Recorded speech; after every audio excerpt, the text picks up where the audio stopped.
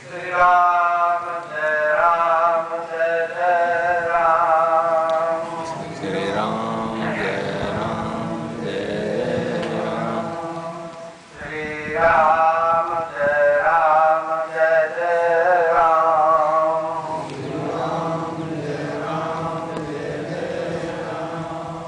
श्री राम जय राम जय जय राम। श्री राम जय राम जय जय राम।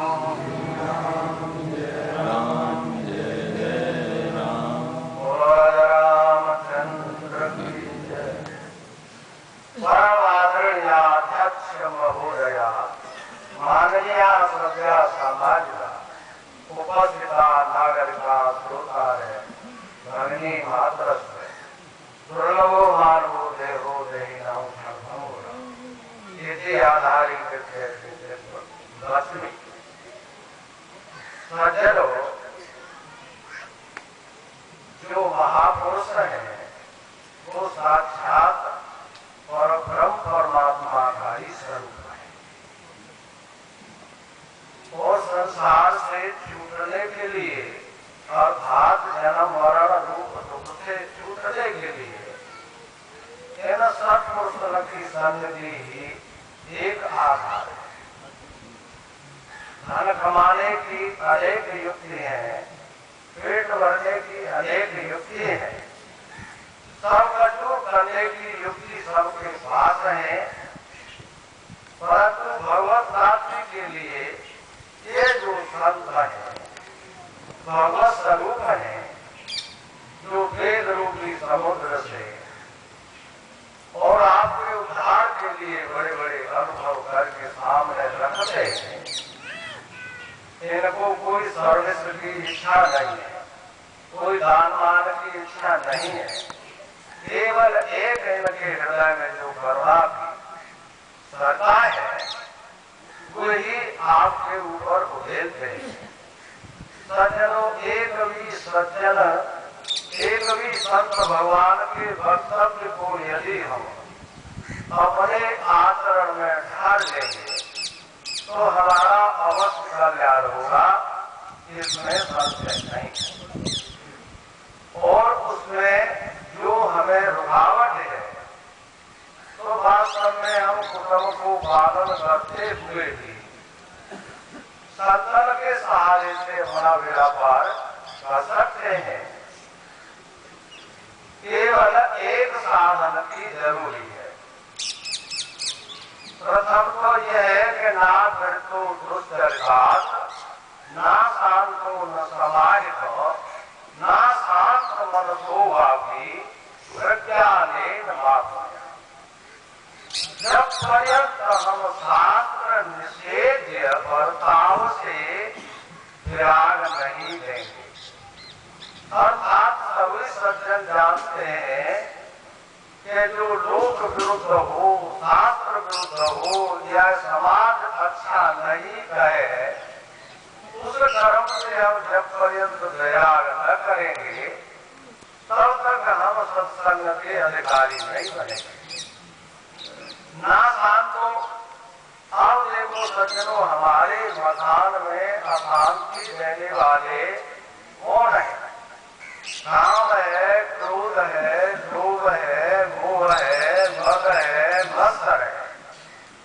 हम सभी संतों के सामने बैठ करके और विचार करें कि हमें इनमें से कोई प्रबल तो नहीं है। क्यों? कि भगवान ने भी कहा है, त्रिविधम नरकस्येदं द्वारं नाशनमात्मनः काम क्रोध तथा लोभ तस्मादेतत्त्रयं त्यजेत्। क्यों? कि क्रोधो शत्रु प्रथमो नराणां देहेतो देह विनाशनाय। जैसे पृथ्वी में अग्नि प्रकट होती है, प्रकट होते ही जन्मभूमि को ही जलाती है। क्रोध हमारे अंदर प्रकट होगा तो हमारे एक महीना की भजन साधना का जो पुण्य का रस है वह जल जाएगा। इसी प्रकार काम के विषय में विचार करिए और लोभ विषय में विचार करिए। देखो, क्रोध का एक पुत्री है हिंसा। ये जब प्रबल होता है तो हमको हिंसा तक पहुंचा देता है। और लोभ की 2 बेटी 1 बेटा। ज्यादा लोभ प्रबल होगा तो 1 कृष्णा बेटी बढ़ेगी, और ज्यादा बढ़ जाएगी तो चोरी भी हम करने लगेंगे। और संग्रह जो है वह बेटा है। ज्यादा लोभ होगा तो हम संग्रह जरूर करेंगे। तो सज्जनों, हमें इनसे बचने के लिए इनका स्थान बदलना चाहिए। जैसे क्रोध का काल भूत है। किसी बच्चे ने हमारी कोई कीमती चीज तोड़ दी तो वह तो भूत के लिए चली गई। अब गुस्से में आकर के उससे कोई बात छेड़ करे, हाथ पैर में लग जाए, तो हम उस क्रोध के मुख को भविष्य की ओर करें कि आगे क्रोध करने से क्या होगा। और जिन्होंने ज्यादा क्रोध के वश में होकर के जो काम बिगाड़े हैं, सबको सज्जनों को अनुभव है कि ज्यादा क्रोध करने से हिंसाई होती है और परेशानी होती है। और सज्जनों, लोभ का काल है भविष्य।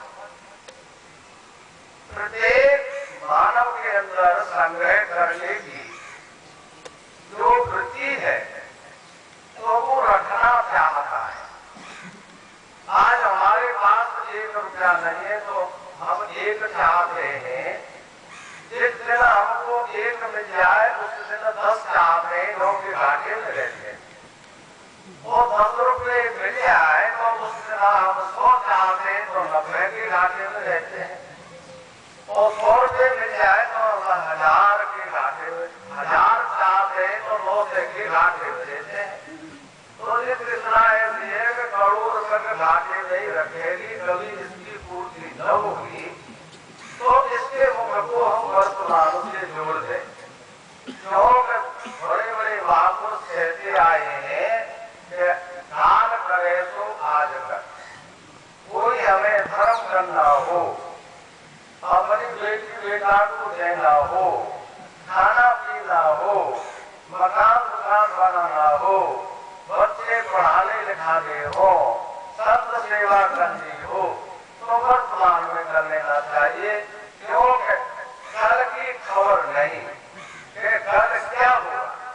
प्रातः जरायो वनवत्शीतम उदाय दत्तम परमात्म सिद्धि आयु गतम प्राय निधम यथो सौ विश्रम में न याति काल। आयु तो जिस दिना से जन्म होता है उसी दिना से समापन की ओर चलती है।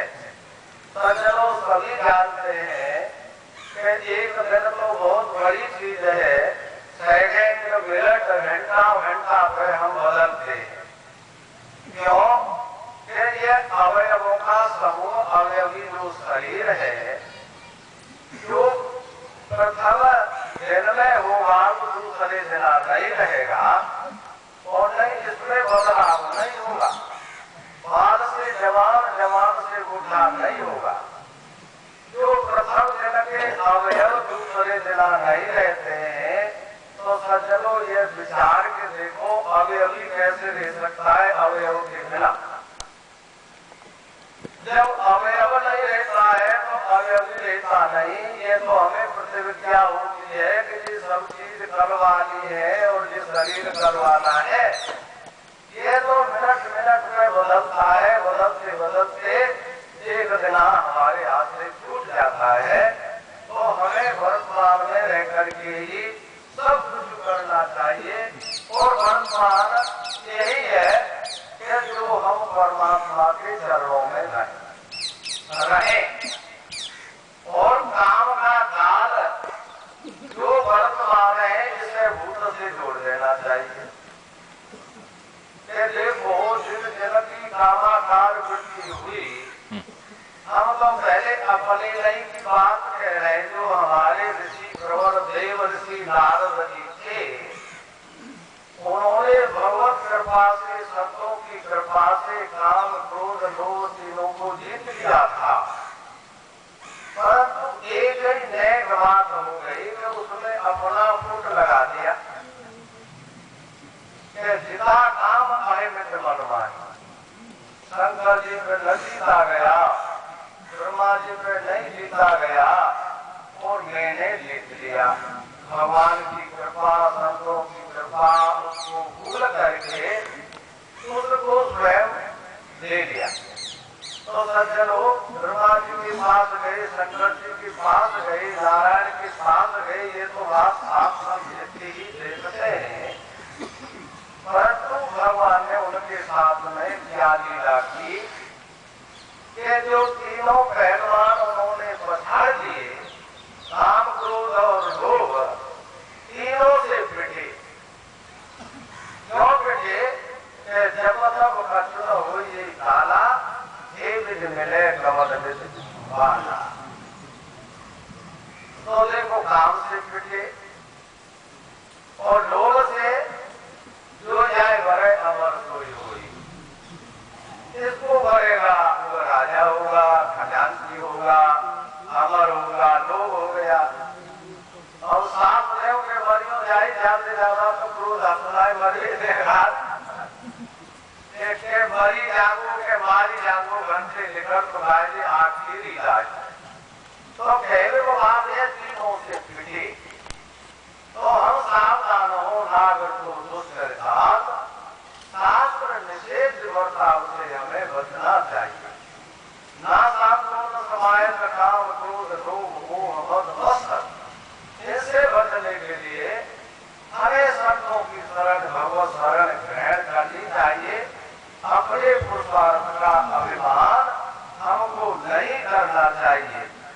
ना शास्त्रों न समाय तब विचार करके देखें कि हम भगवान के प्रति मनोराज न करके और संसार के विषय में जरूरत से ज्यादा फालतू कितना मनोराज करते हैं। जितने से हमारा काम चल जाए उससे अधिक मनोराज हम करते हैं या नहीं करते।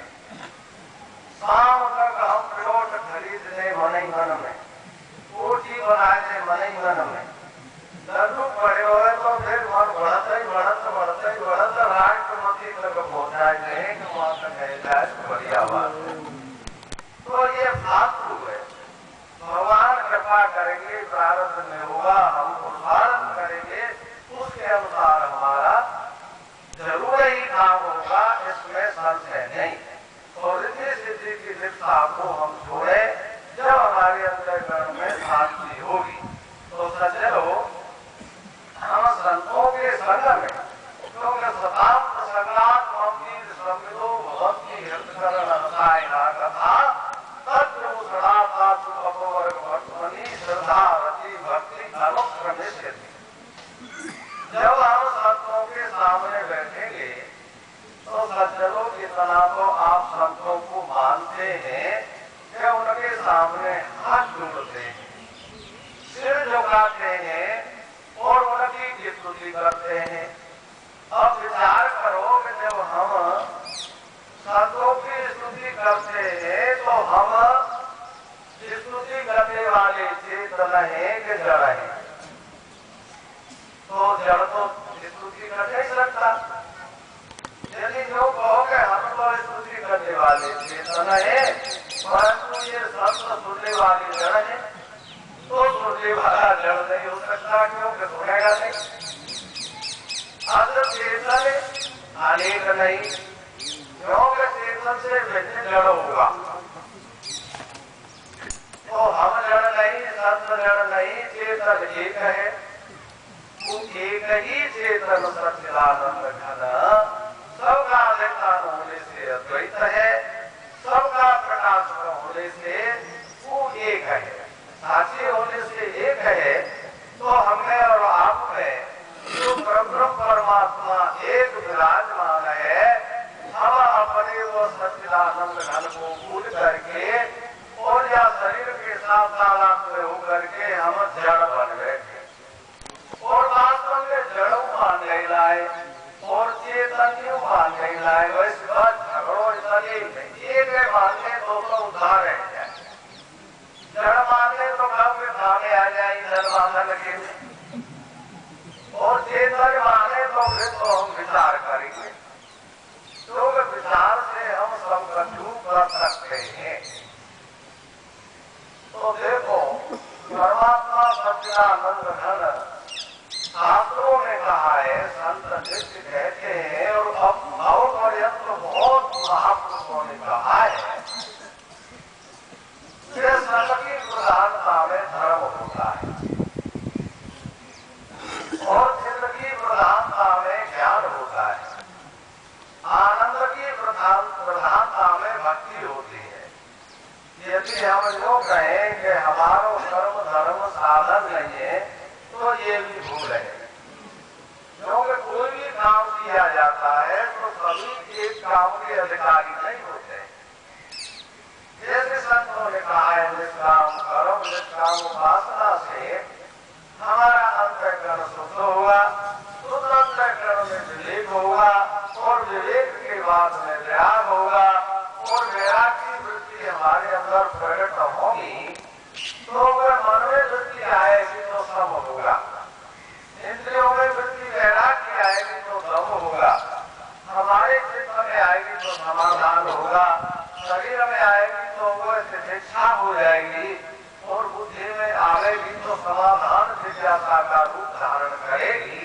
जब शंकराचार्य ने कहा है कि अर्थात वो ब्रह्म जिज्ञासा अगर ये चतुर्थ साधन संपत्ति अनंतर ब्रह्म जिज्ञासा कर्तव्य, हमें ब्रह्म का विचार करना चाहिए। ये तो संतन की बात रही, तो हमें परमात्मा सत्य मान के आनंद मान के चित्त मान के भक्ति करनी चाहिए, भेद नहीं।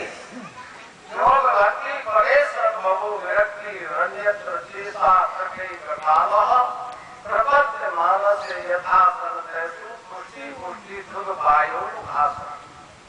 भक्ति परेश को अनुभव इतर से वैराग तीनों चीज एक क्षण में होती है।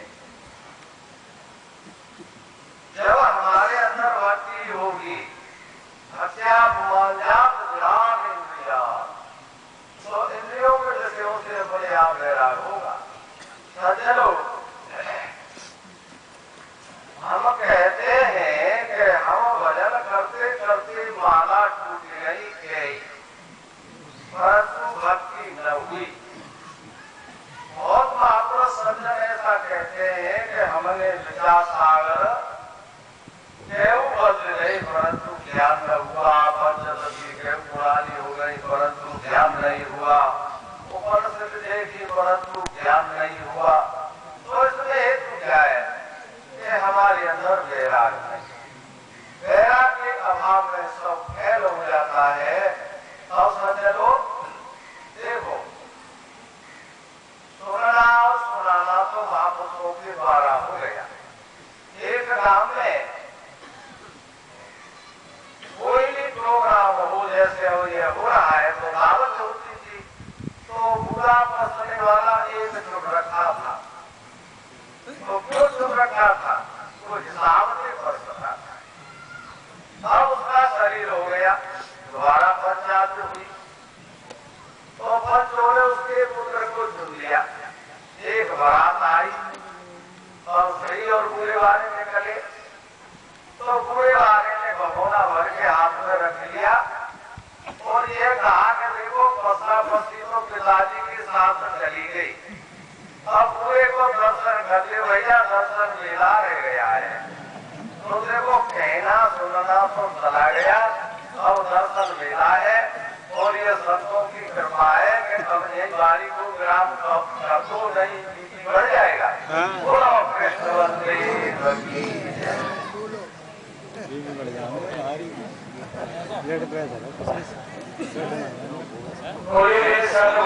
भगवान की स्वामी महाराज ने बताया ये शरीर तो सरक रहा है, शरीर